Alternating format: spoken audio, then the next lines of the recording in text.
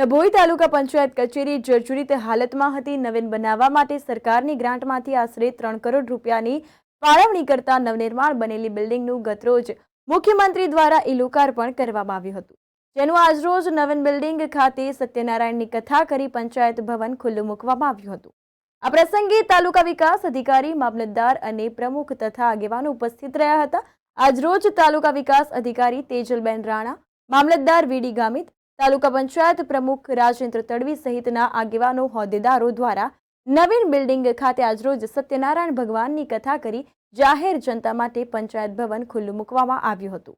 નવા પંચાયત બિલ્ડિંગમાં પ્રજા માટે તમામ પ્રકારની આધુનિક સુવિધાઓ ઉપલબ્ધ છે। પંચાયતનું ઈ-લોકાર્પણ કરવામાં આવ્યું હતું। તેમાં આજ રોજ ડભોઈ તાલુકા પંચાયતનું પણ જે ગઈકાલે ઈ-લોકાર્પણ થયું હતું એના સંદર્ભે એ નવી જે ઇમારત બની છે ડભોઈ તાલુકા પંચાયતની, એમાં કથાનું આયોજન કરવામાં આવ્યું છે।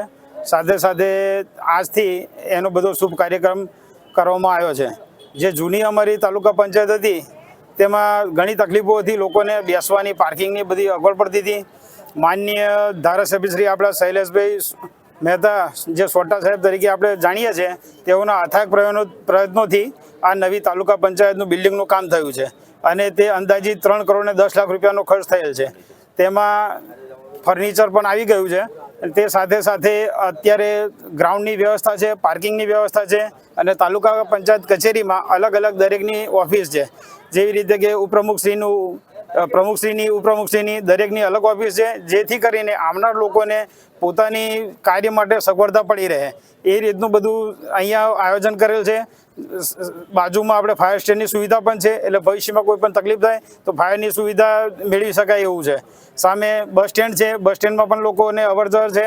એટલે પાર્કિંગની વ્યવસ્થા ખૂબ સરસ છે અને બિલ્ડિંગ ઘણું સારું બનાવ્યું છે અને માન્ય ધારાસભ્યશ્રીને અમે ખૂબ આભાર વ્યક્ત કરીએ છીએ કે તેમની મહેનતથી આ નવી ડભોઈ તાલુકા પંચાયતનું બાંધકામ થયું અને આજ રોજ એનો શુભારંભ થયો છે।